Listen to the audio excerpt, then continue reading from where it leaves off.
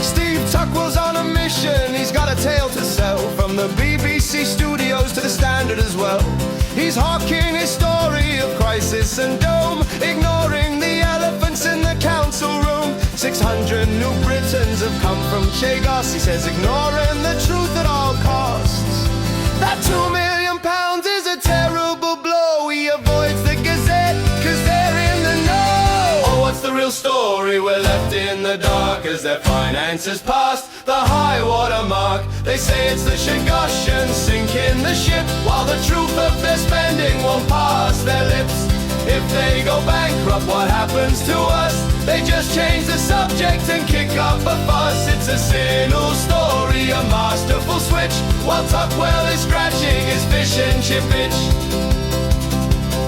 They shout 600 people, a number so grand, but how many truly need a council-owned hand? They're British, not stateless, just seeking a home. Not every last one is left friendless to roam. That 2 million figure seems ever so small next to Bianco's big black hole that's consuming it all. The historic errors from when he held the purse just keep making Hillingdon's finances worse. So what's the real story? We're left in the dark as their finances pass the high water mark. They say it's the Chagossians sinking the ship, while the truth of their spending won't pass their lips.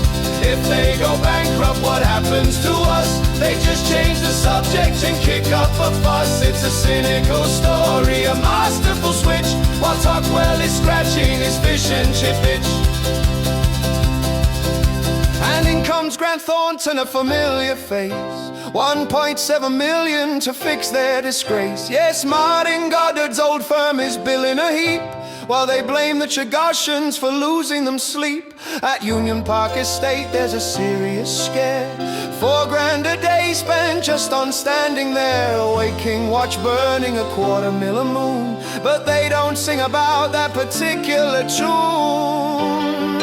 They planned 38 million in savings this year, but 7.4 have just vanished, oh dear. And 17 million for a transformation plan, just to fix broken systems if they even can. The auditor's invoice is a massive hike, cause the books are so messy they put up their bill an extra few $100,000 just to get through the state. But it's Chagos arrivals that seal in their fate. The cost of social care, it's a hole in the ground, but in Tuckwell's big story it's nowhere to be found. 8 million more for adults, a forecast so bleak, 4 million more for children, its leadership so weak. That's 12 million pounds that they never confess is part of their self-inflicted financial mess. But that doesn't fit the distraction they've spun, so they'll blame the new neighbours and then they will run. Oh, what's the real story? We're left in the dark as their finances pass the high water mark. They say it's the Chagossians sinking the ship, while the truth of their spending won't pass their lips. If they go bankrupt, what happens to us? They just change the subject and kick up a fuss. It's a cynical story, a masterful switch, while Tuckwell is scratching his fish and chip itch. Ian Edwards is worried the reserves are so low, he's hoping for handouts to make the funds grow. The auditors warn them in a section 24 that their governance failures can't be ignored. And Susan O'Brien's school deficit's vast, 78 million, a shadow that's cast. But it's easier to blame folks who've just got off a plane than to finally admit they're the cause of the pain.